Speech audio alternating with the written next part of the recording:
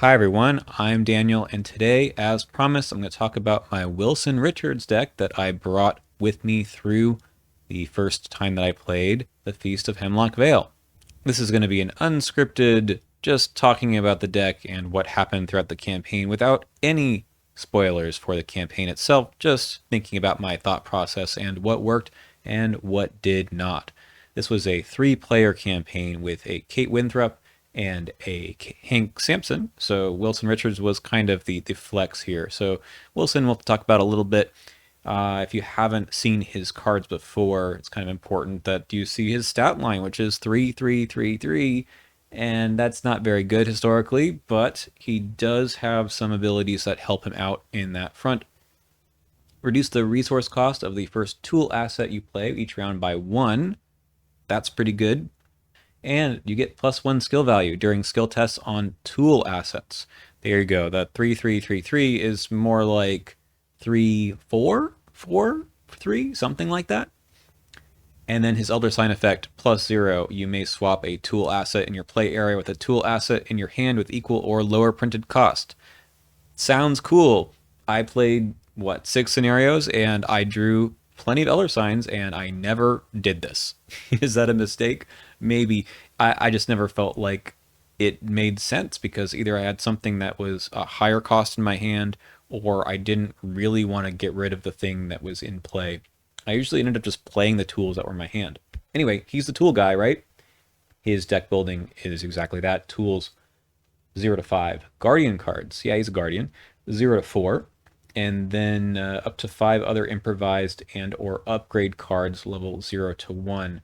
I did take a few of these, as you'll see, but the tool cards themselves are very much all over the place, not just in Guardian. There's a lot of them in other classes. So kind of neat, and the 8-6 Hell's Sanity is fairly standard, I would say. All right, what about his signature cards?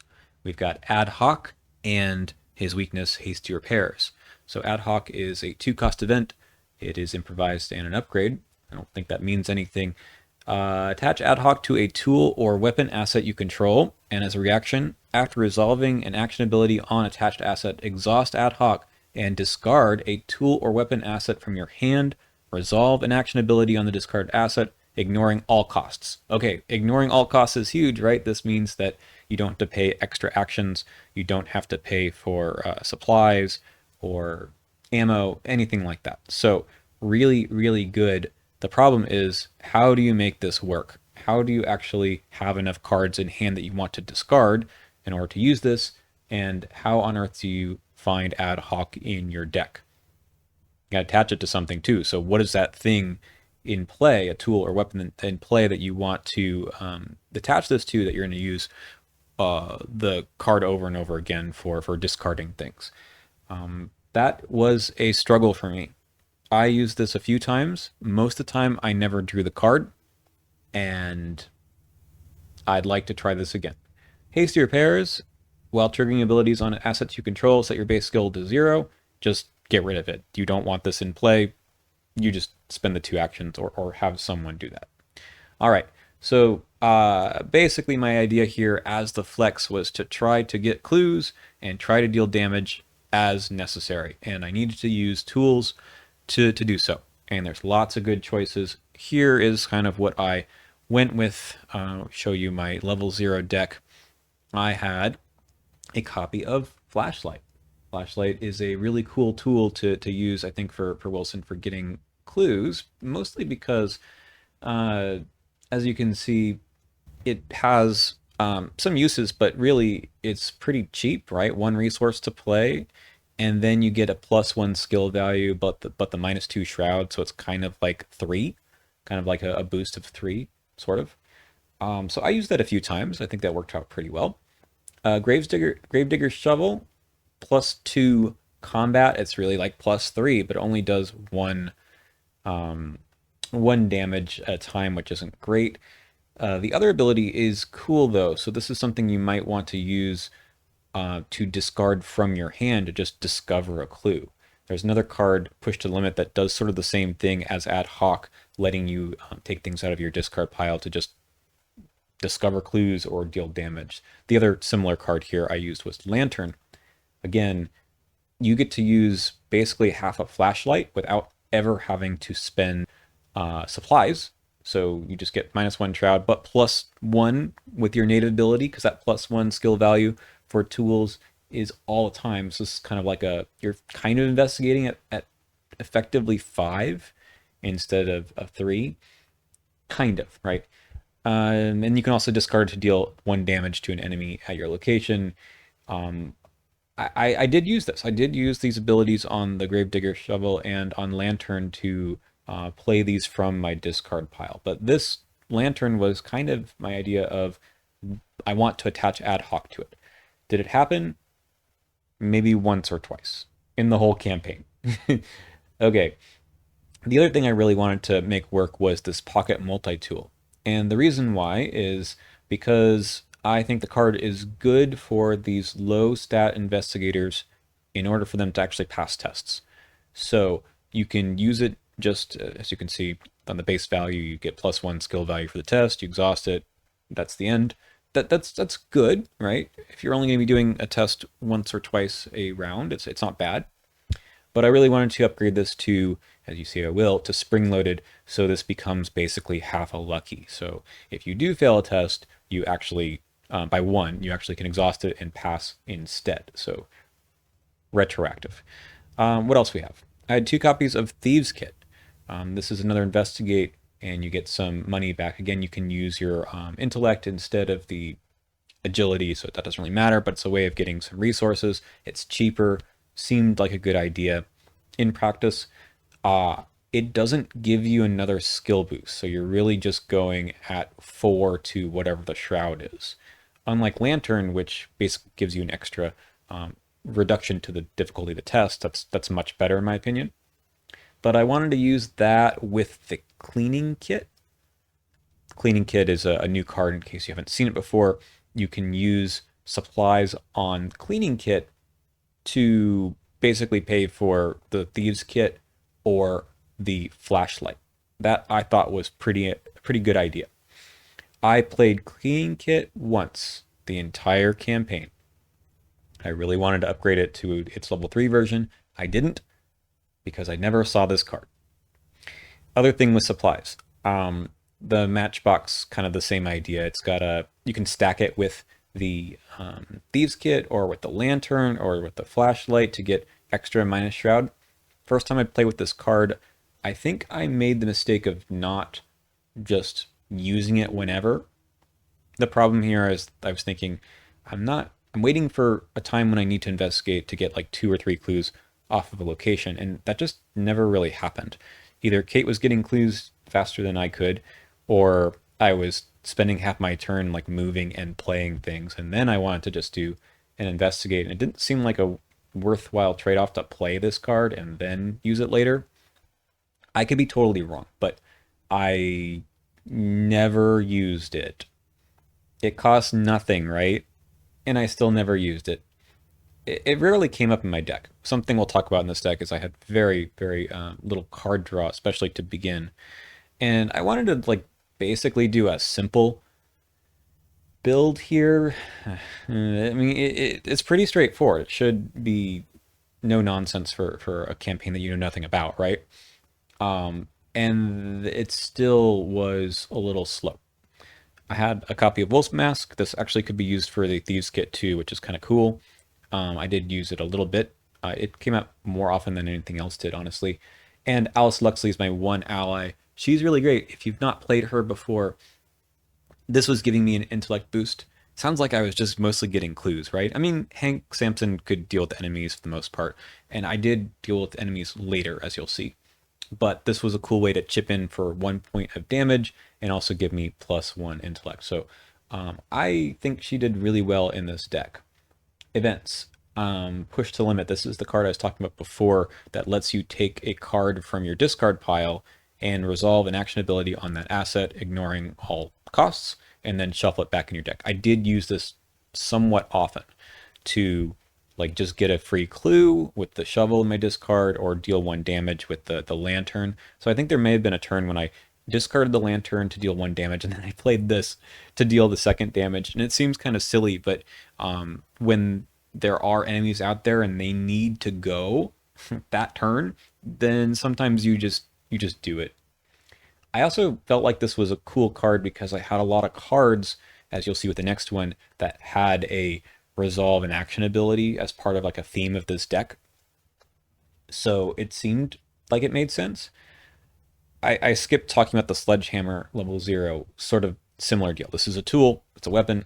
This is really what I wanted to use um, my weapons for, right? And mostly looking at that second ability, right? So you can sort of cheese the extra action cost by using ad hoc or push to the limit. It was good. Like I could still do this and play it and spend the 2 actions, and it seems like 3 damage for 2 actions is totally good. Plus, you get the extra skill boost, right? You're at +3, which is 6.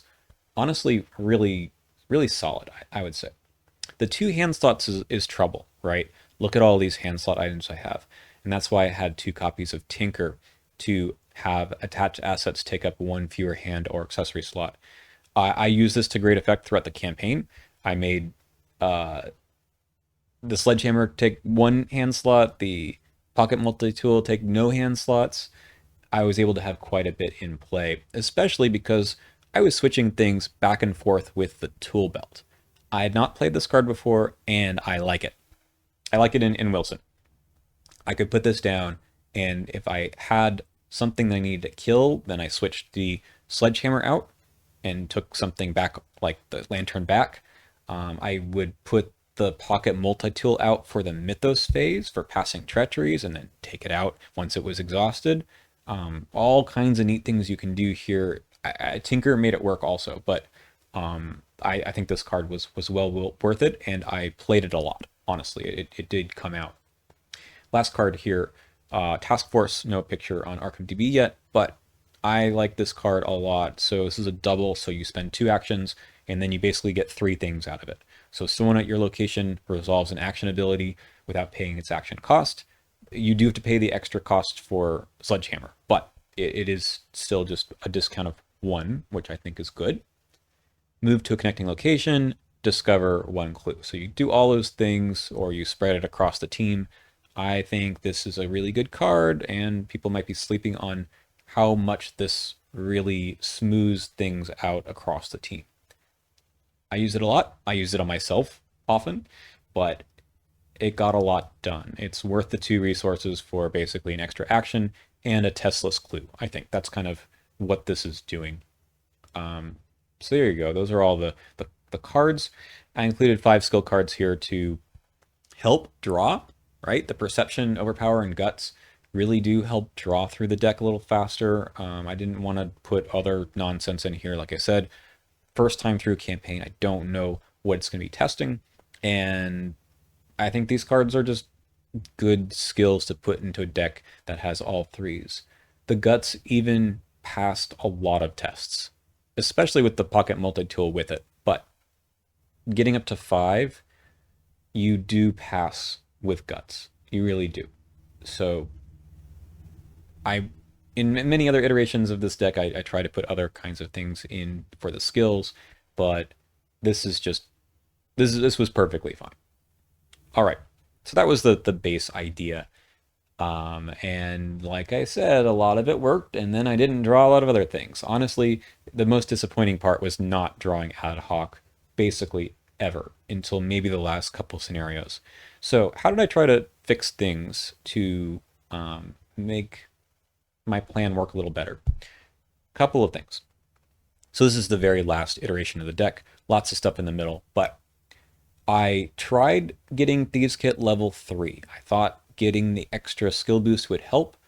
I only saw this maybe once or twice, and I wanted to maybe use it by discarding it from my hand. That seemed okay. It really didn't perform much in these scenarios. I think it could. It just didn't. I upgraded the Pocket Multi-Tool basically all the way, and that I think was super important. The +1 skill value if the skill tests on a treachery, so I was basically testing up 2 on difficulty 3s, and only need to use it if I fail. Same with attacks, and same with investigations with magnifying lens. And as I mentioned, the spring-loaded part is huge. I think this card is really good if you don't have a hand slot to spend on it, and it only costs you two. It was nice. Honestly, it passed a lot of treachery cards. Because his stats are even across the board, you have a fighting chance. Okay, I upgraded the two Sledgehammers to level 4. Oh boy. So the dream of not spending all 3 actions is not something that really happened. It could have, but it never drew things in the right order. It almost happened in the last scenario, but then I think I was forced to discard the card from my hand prematurely, but I think it's still really good. In Wilson, I was just fighting at 9 for the 3 damage, 3 action, 6 damage attack. And even though Hank Sampson was out there fighting lots of enemies, I was able to just beat up on some very chunky enemies in the campaign with my whole turn. My whole turn being I deal 6 damage, the end. Such a good card. It's tricky. You have to figure out how you can manage your turn around it. And one thing that I did was I put in 2 copies of hand-eye coordination. A card is okay, right? I think a lot of people were disappointed to read the FAQ on this to learn that you can't just ignore all of the actions for Sledgehammer 4. You still have to pay the 2 additional, but it was still good. So on some turns where I needed to move into a location with an enemy and then take the big swing, this card let me do it. So otherwise I don't have 4 actions, right? I need to be able to move into the location. Something like Safeguard might have been better here, but in this case, the other investigators don't need to move me, right? I can go in myself, take the big swing, and that's that. So I really liked having 2 copies. I did this often, actually. So I think the card is good because you often need an extra action to fight, and squeezing everything into one turn can be tough. Especially in Guardian, you don't get too many extra actions. So I think Galvanize is the other card you could use, but that costs 2 resources, and I have nothing really to ready. I guess Alice, but I don't think I have anything else to ready that would make any sense. So the 1 resource hand-eye coordination is just better. It also could be used for other cards, right? For the flashlight, for the thieves kit, for the surgical kit, you'll see in a second. I added 2 copies of Stand Together, level 3, because the card's really good. And although I didn't have a resource problem in this deck, it's always helpful to have more resources and give them to other people. It was really here for the 2 cards. I didn't have Glory here. I didn't think I was fighting enough to make that worth it, but it could be an answer for the card draw problem. But there's just not that much card draw in Guardian. There's some. And this card's really good, but there's not like the Lucky Cigarette Case or Preposterous Sketches, Deep Knowledge. There's just nothing quite like that. Take heart in Survivor. But this was a good buy for sure. I went right for the Ever Vigilant level 4. I think this card's also really good, getting me back some actions at the beginning of the game. I considered Geared Up, but I don't think it was worth doing on a blind playthrough, because sometimes that card can really screw you over. And I put that on, of course, I stick to the plan. So, by the way, this deck has 41 experience in it. Did end up with 41 experience at the end. So the stick to the plan had, and this thins the deck by 3 cards too, right? That solves some card draw issues. If you already have some of the cards you want, and you know that the ones that you'll draw are more likely to be things that you wouldn't otherwise be able to draw. And it wasn't like I wasn't drawing the weapons, it was that I wasn't drawing the ad hoc. Okay, so I put the push to the limit on the hand-eye coordination. I put the task force on the I put the push to the limit on the stick to the plan, the Ever Vigilant, and the task force. That was the 3 tactics that I did, and it was really nice to have those always on tap. Okay, I honestly didn't upgrade that many cards here, right? They're all just kind of thrown into a couple of the big ticket items. The last one that I haven't talked about is Surgical Kit. We ended up with a decent chunk of damage. physical trauma, and this seemed like an okay thing to add, something that could be ad hoc or played from the discard pile with push to the limit. I did end up using it. I'm not sure it was the best thing I could have done at the time, but it did keep me from dying at one point. So it also has the supplies thing. So I thought maybe with the cleaning kit, but I didn't use it that many times. I did use it for the draw card and heal one horror though. That was good to heal 3 damage, heal 1 horror, draw card. Pretty good for 2 actions, honestly. That's it. That's the deck. Like I said, I wish I could have done more stuff. I wish the whole dream of using ad hoc and discarding stuff from hand and everything was going to happen, but it just didn't. That said, I think it was extremely effective once the Sledgehammer, Pocket Multi-Tool, Lantern, those things were out, and they did enough. Like, maybe in some decks and some scenarios that aren't that long, you don't have time to go through everything. You just play with what you can. And I think I contributed very well as a flex. In the future, I might just mulligan better. That might be part of it. I'm not sure how important ad hoc is. It's good. It really would have done a lot, but even when it was in play, I didn't have enough cards in hand to actually discard the tools. Push the limit is interesting, right? Because it also kind of makes your deck, because you shuffle something from the discard pile back into your deck, makes the card draw thing a little bit harder as well. But theoretically, it should refill your hand for ad hoc. I just wasn't drawing enough cards. But I don't know what to cut, right? The tool belts I think were super important. I probably could give up on the supplies thing and dump the thieves kit, cleaning kit.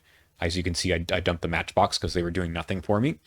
But that was this deck. I really had a fun time with the campaign itself, and I love Wilson. I think there's so many cool options of things that you can do. My friends told me they thought I was playing a survivor because most of the things in play were not guardian cards, and there's a lot of just sort of silliness that you could do. And maybe I'll have better ideas about how to draw more cards other than literally taking actions to draw cards, which I guarantee you I did. I got some help also from Kate with thorough inquiry. I think that helped a few times, but ultimately, if you get the Sledgehammer out and you get a Lantern out and you've able to tinker them and you kind of move them back and forth with the tool belt as well, what else do you need, right? You're just going around getting clues and whacking enemies anyway, so maybe this extra cool stuff that you're dreaming of doesn't really have to happen. Okay, that is it for my discussion of my Wilson Richards deck. I hope you enjoyed. I hope you are also playing some new investigators and some new cards and exploring some new ways to build decks, because that's always fun to not just do the tired and true, because obviously there's lots of great cards that have been released over the years, but focusing on some of the new cards and maybe interactions with some old cards that weren't there before makes the game much more interesting and enjoyable beyond just, winning. All right, I'll see you in the next video. I don't know what that's going to be quite yet, but I'm hoping to do a rules video about Hemlock Vale itself, some of the new stuff in the campaign that may take a few reads to think about. I don't know all the answers to those rules questions, so I'm going to work on researching some of those before my next video. All right, I will see you then.